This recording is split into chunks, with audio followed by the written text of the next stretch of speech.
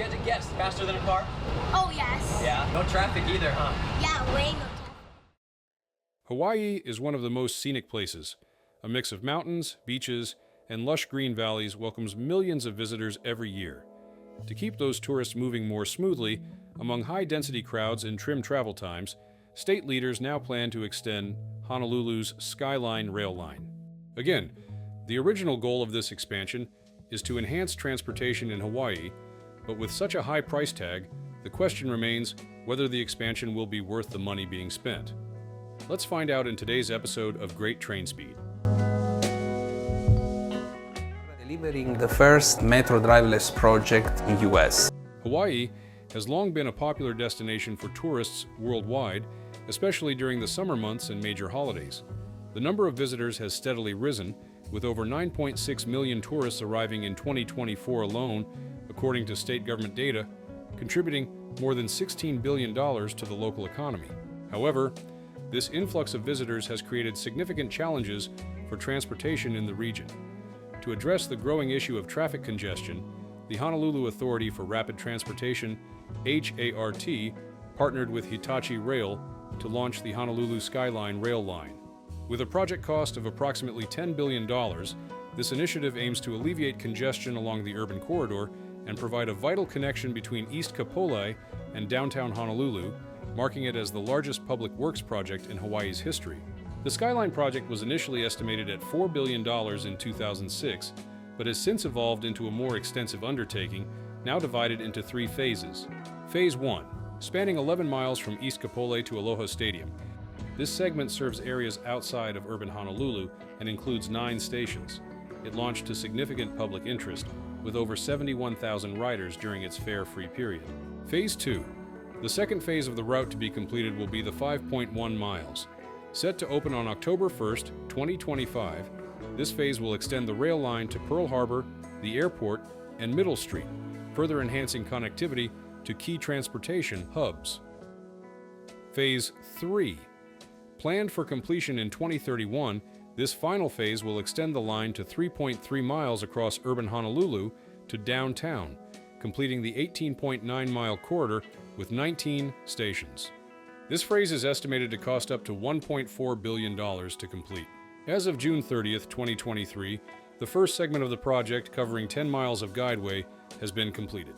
During its opening weekend, the Skyline Rail had more than 40,000 riders, about 1,500 people per service hour. In the first 5 days, when the ride was free, almost 72,000 passengers hopped on. By 2024, the line had an annual ridership of 1.1 million, or about 3,300 riders per weekday by early 2025. October 2024 saw more than 109,000 riders, with an average of 3,400 daily, and the trains were on time 99.5% of the time. The stations along the route come with new features like fare gates and ticket vending machines that have multiple language options. Passengers can load fares onto holo cards, which also let you transfer to a bus service with unlimited free transfers within 2.5 hours of boarding. The base cost of a holo card, without any fare loaded, is $2. Throughout construction, different train technologies were considered, like rubber tires, maglev, cable-hauled systems, and monorails. In the end, Honolulu's system is a lot like other light rapid transit systems, similar to New Taipei's circular line. This system is the first in the US to have platform gates combined with driverless trains. There are 80 cars in total, split into 24-car trains, each with 36 seats and a total capacity of 195 people. So, how has this project actually impacted the region? Stick around to find out in the next part of the video, but before we dive in, make sure to hit that subscribe button so you don't miss any of the latest updates from our channel.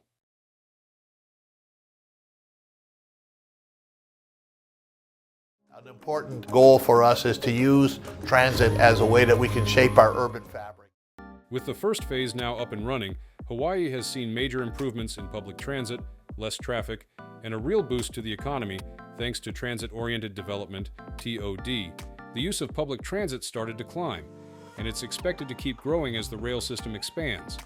Once fully up and running, around 19.3% of lower-income workers and 10.8% of higher-income workers are predicted to hop on the train Overall, the full rail system should boost the number of workers using public transportation from 13.2% to 15.0%, a solid 1.8 percentage point increase, or a 14% rise.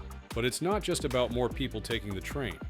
The Skyline system is also expected to have a positive, if modest, effect on jobs.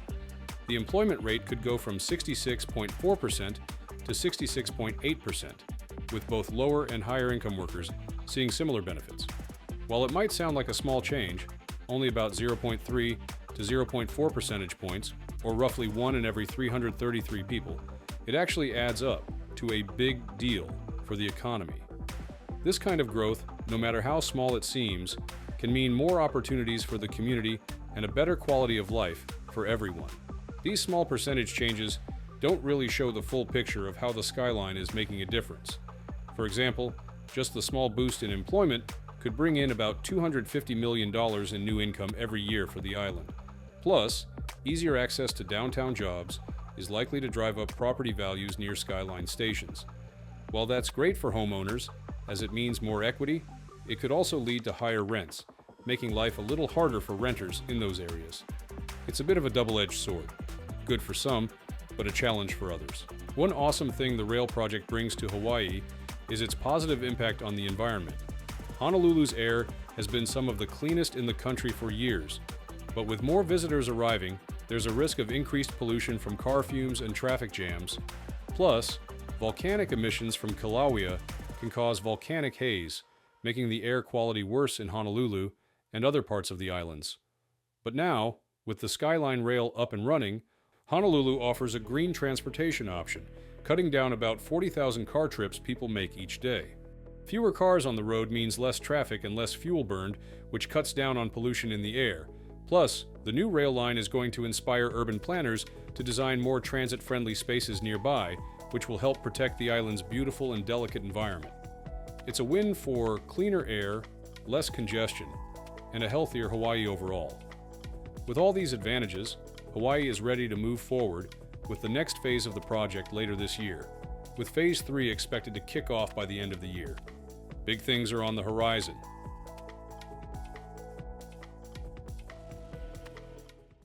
Even though the Skyline Rail project brought a lot of benefits, it didn't come without its challenges. The first major hurdle was the cost.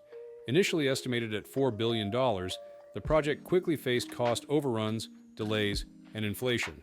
As a result, the price tag skyrocketed to $10 billion, and some reports even suggest it could reach $12 billion.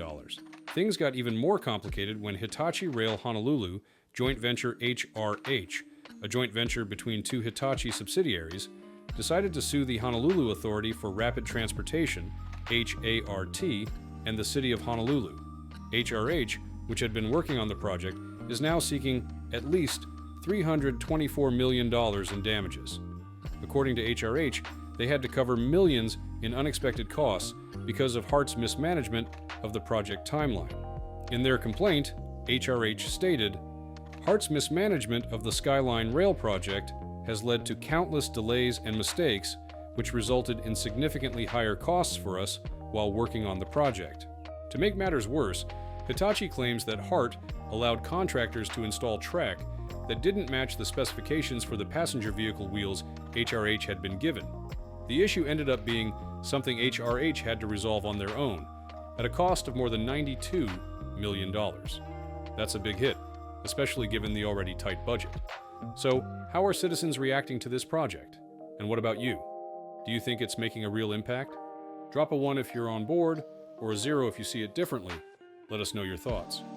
The reactions to the Skyline Rail project have been all over the place, with some people feeling pretty positive and others not so much. On the more negative side, some folks are disappointed. One writer mentioned that when they hopped on, the train was nearly empty, and they felt it was a waste of money. They also weren't happy about the rail stopping at Ala Moana Center, saying it should have gone further to places like Waikiki and the university to actually be useful. On the flip side, there are people who see the potential. They believe the rail needs to be extended to really bring in riders and boost the value of the land along the route. They're not shy about calling out developers for slowing things down, either. Some even pointed out that adding more TOD around the stations could make a big difference, since some of them are surrounded by nothing but roads and parking lots right now. Then there's the optimistic crowd, who think it's a great project overall, even though it's still a work in progress.